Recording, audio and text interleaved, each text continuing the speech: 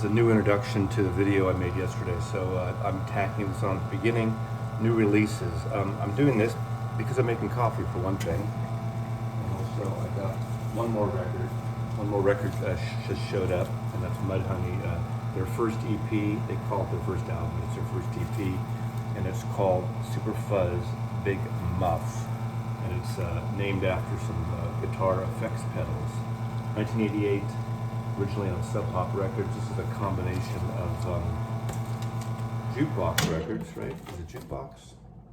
Jackpot, excuse me. Jackpot Records and Sub Pop. 500 copy limited edition. Red colored vinyl. And the obligatory grungy Seattle poster. Again, 1988.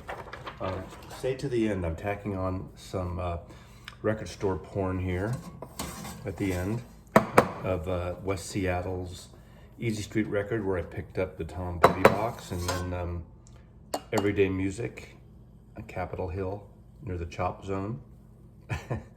And hope you enjoy it. Again, just a potpourri. Mazzy, stand by.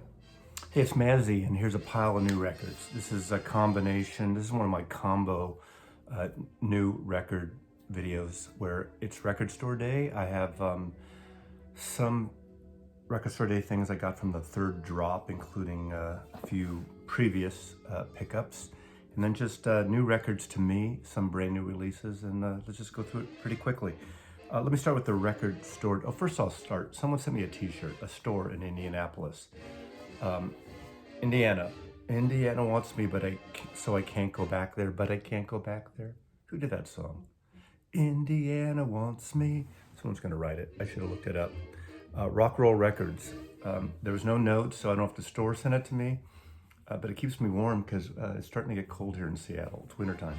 So sorry that I'm covering your store logo up, anyway, enough of that. See, trying to grease the wheel here, huh? Anyway, go to Indianapolis, go to Rock Roll Records. I almost didn't get this. Now, I've said this before in several other videos for this year's record store day.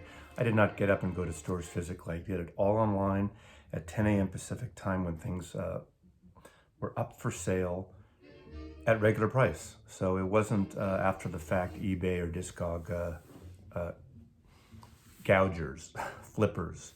It was just direct. So big Who fan here, of course. Bay Area, or general Bay Area, but Monterey Pop Festival, 1967. The great performance of the Who.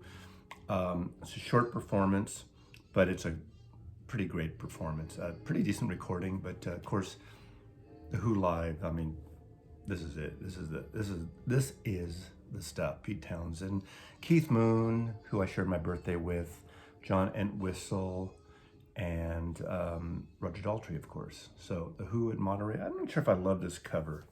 That's kind of wonky. It's hard to read. A quick one live. But anyway, nice package, and I forgot. Oh yeah. Okay, I know they're in America. I hate this color vinyl on this one. Doesn't interest me. People like it. Enjoyed it.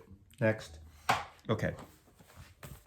Now, this was interesting because I really wanted this. I'm a big Bitches Brew fan of Miles Davis. I've talked about this album before. When I bought it in 1970, I didn't get it, and I got rid of it. 4 years later, working in a record store, people kept playing it, and I got into it. So, some of this stuff takes time. This was very different at the time. I won't get into the whole details of the original album, pieced together, jamming with Teo Maceo, the producer. I know this record, I know this music. This is alternate versions from the sessions, 2-record set. I've had this, okay. The Metal Spine Miles Davis series of CDs. There's a complete Bitches Brew session. So I know this music, all that stuff's on there, and I love it. What's interesting about this, the morning of Record Store Day, early in the morning, I got an email from the Miles Davis store, and they were offering this. That's not indie. What the frack is that about? Huh? But I ordered it, and then, it was up there for about 5 hours available, and then it sold out. But it's nice. It's a nice spot varnish cover. Beautiful package. Miles Davis. So I got it from the Miles Davis store directly. So I did not overpay. Now, big Warren Zevon fan here. I've done features on Warren. I always talk about Warren Zevon, one of the great songwriters of LA songwriters, 1970s into the 80s and beyond. This is a record store day. Interesting. This is sort of a best of. It says greatest hits according to Judge Apatow. Now, I would say if you don't have any Warren Zevon, don't seek out this. Get the regular best of, or the first 2 Asylum records or first 3 Asylum records. This is good. However, side 2, there's some live tracks, versions of French Inhaler, Muhammad's Radio, or actually, yeah. So it's like 3 or 4 live tracks. So it's not, I wouldn't call this the best of the best of. The sound is pretty good. It's not fantastic. So I love this cover. What a great illustration. And I'm a Warren Zevon completist. So it's really interesting. Plus they have a cover version, one cover, Taylor Goldsmith and Blake Mills doing Something Bad Happened to a Clown, one of his later compositions. So this is interesting. Again, I don't recommend it for your only Warren Zevon. If you're a completist, you want it, fine. I think the Rhino, is it the Rhino Electra Asylum best of is a better comp for Warren Zevon. What's great is the 2 CD set, Rhino set, is amazing if you're like, if you're a compact disc person. So now this was last year's, a UK only. Now when I did one of my joint videos on UK folk music, I showed a copy I have of 4 Men and a Beard, which is not great at all. And I mentioned it, and of course, I got 2 or 3 inboxes and emails of people telling me this was a UK version last year, and a couple of people sent me links to buy it. And someone even offered to buy it for me, but it was too late. But I bought this version.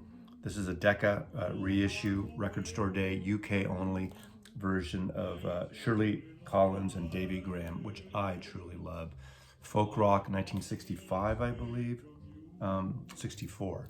But I'm really happy to have this version. I'm happy. I'm a happy guy. And of course, Buffalo. Grateful Dead and Buffalo. Incredible sounding record. Most of the 70s stuff I like to get at these record store days just because I think they use a planjet process. So there's some digital steps, but they sound friggin' amazing. Fracking amazing. Grateful Dead, this is the sweet spot of the Dead for me, is all sort of the 68 through about 78, 77, 78, you know, with exceptions. There's certain things I like. So this is Buffalo Memorial Auditorium. I believe this is 1977.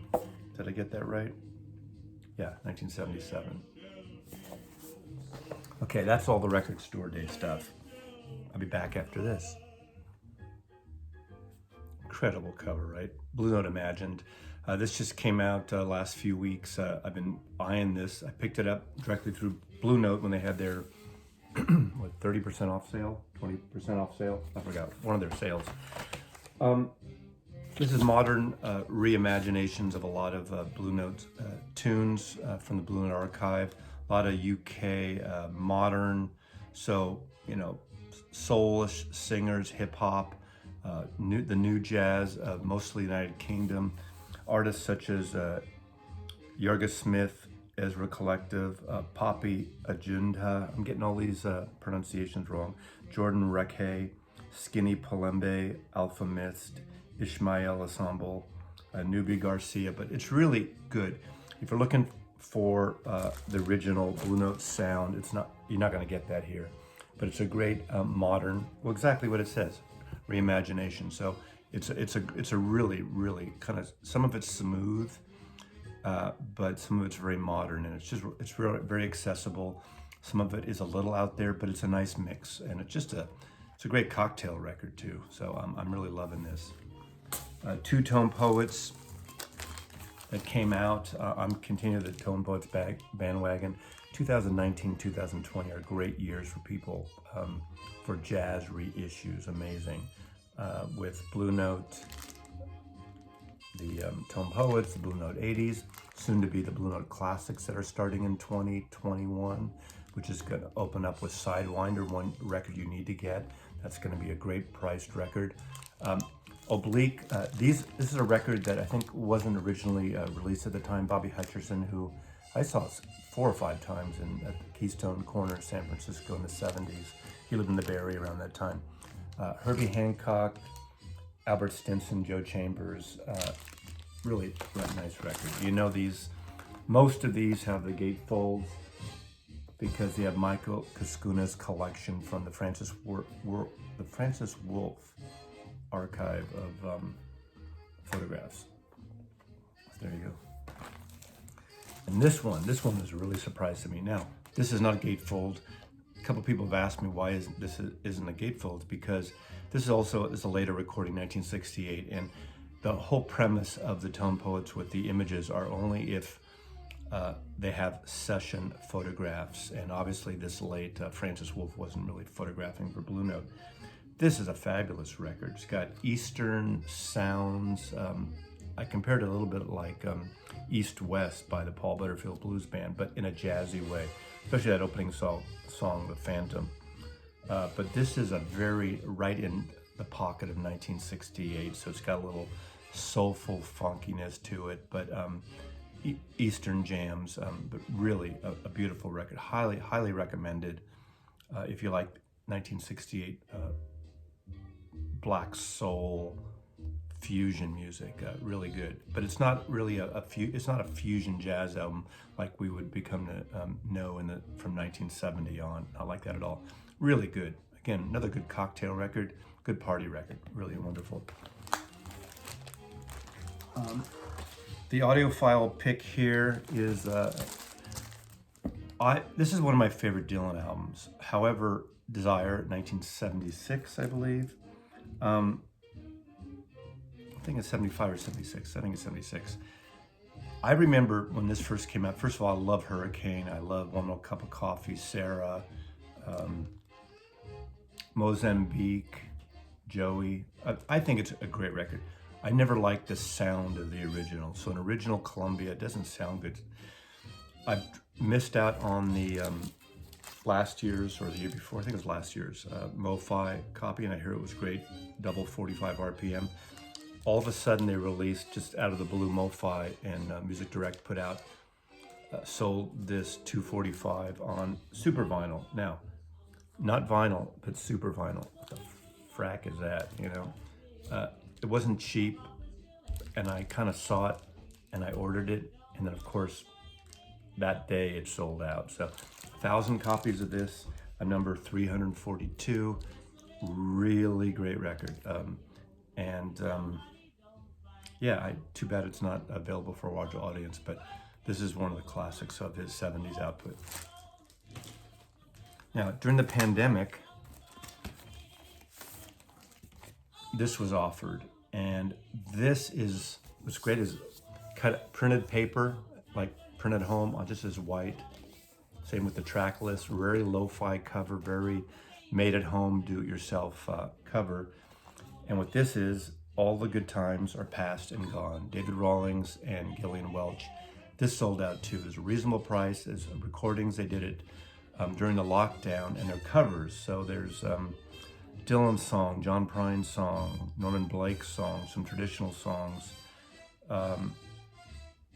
Senor, Bob Dylan, which is from that Desire record. So really, really good, simple and gorgeous record. I don't know if they're going to do other editions of this, but it's really kind of nice. You know, if you like David Rawlings and Gillian Welch, they produce some of the great acoustic music, and their releases are fabulous. Go to their website and subscribe, because there are other offerings they're offering, and they're doing direct sales as well, and support the artist. Another artist who surprised me a lot is this, Joaquin Cooder. Joaquin Cooder I've been a fan of because he's the son of Ry Cooder, and for the last, 20 years or so, he's been on Ry's albums doing percussion, and he does all kinds of interesting things. And this is his first solo album on Non Such Records, and it's called Over that round, I'm bound. Over that round. I'm starting to sound like Joe Biden. But remember, Joe Biden, it's not that he's old. He used to be a stutterer. So the fake news thing about him losing his marbles is not true. And I'm going through this now where I get a little dyslexic and trip over my lips. And it's like a stuttering thing. It's not a mind altering thing. So an age thing. Over that road, I'm bound. This album, he plays that and percussion. It's very folky, melodic, really minimal and really beautiful. Oh God, I've been playing this a lot and I'm really enjoying it. Ry Cooder does play on it, so if you're a Ry Cooder fan, he's in there, of course. It's the Array Mabira. Mabira is the instrument he's playing a lot on this.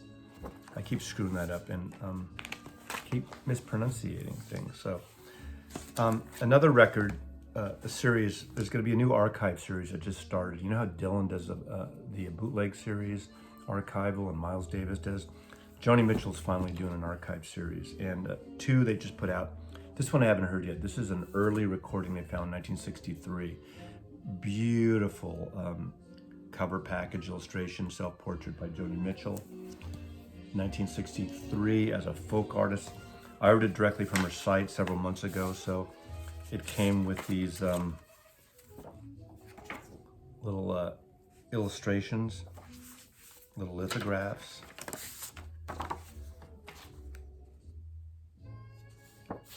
Which are signed, but not really, signed and embossed. Nice section of things. The Associated Teen Club, 1957, Teenage Rock and Roll, the Joni Mitchell Archives. And this one, live at the Canterbury House. DJ recorded this on 1/4-inch tape, 7.25 IPS, I guess, 7 inches per second, I think.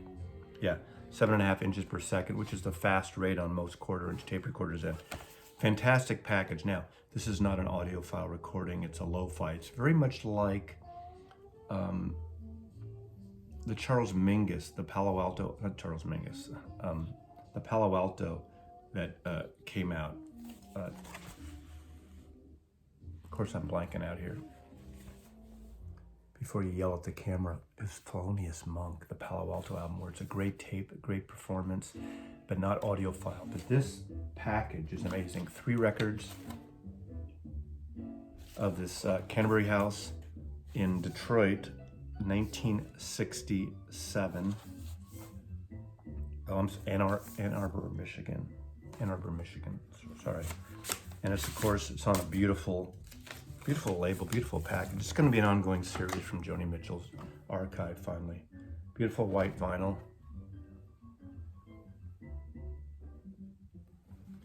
So, great. Again, not high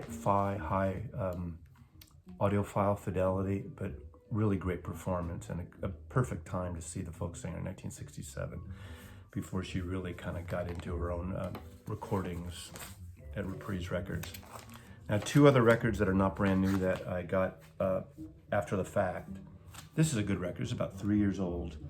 Interesting. Charles Lloyd, who is a tenor sax flute player, been around for so long. He is the one, I believe, that gave the name Tone Poet to Joe Harley. Joe Harley is a curator of Tone Poet.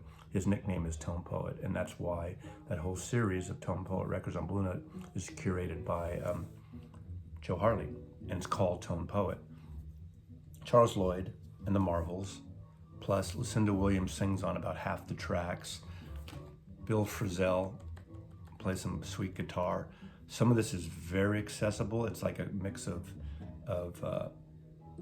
jazz with some country, folky flavor to some out there avant-garde thing. It really mixes. It's a double album on Blue Note Records. Again, This came out 2016, I think. 2018, 16. But really cool record on Blue Note Records. So keep up with some of the Blue Notes jazz. Now, this record's been out forever, and I just finally got it. I've been seeing some other people on the VC show it. The Archivist turned me on to some of his, and actually I had a couple of tracks on comps. And this is Molatu of Ethiopia, who is mostly a vibraphone player. This was from 1972. Now, I think I got a gray release, like a bootleg. It arrived, it's red vinyl. I think there are better versions that I didn't know about. And it's warped, but it sounds fine. It's not an ideal, it's a really cheap ass version, but it's really cool music. Jazzy, funky, wonderful record. Most of you out there who are into the out there and jazz music know this record, and I'm just really getting into it now. I gotta discover more from Molatu Astake. And then lastly, the big mother.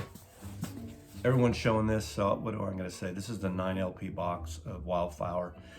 You know, I suggest if you like Tom Petty and you like acoustic audiophile records, get the 3 LP set at least. It sounds fantastic. It's an audiophile record that's not really marketed as an audiophile record. The original LP, when it came out, that's very rare. I don't know if the price is going to go down now. It's actually a digital cut, so this sounds much better than the original. This has outtakes, demos, live, and it's really, really great. This was the first record that Rubin produced for Tom Petty, and it comes with a fabulous book. There are plenty of opening box opening videos of this record, so you can go elsewhere to see that. So I'll just show you a little bit. Yeah, so great Rick Rubin produced record, Wildflowers. Probably one of the great reissue and archive releases of 2020. So that's it for now. Mazzy loves you.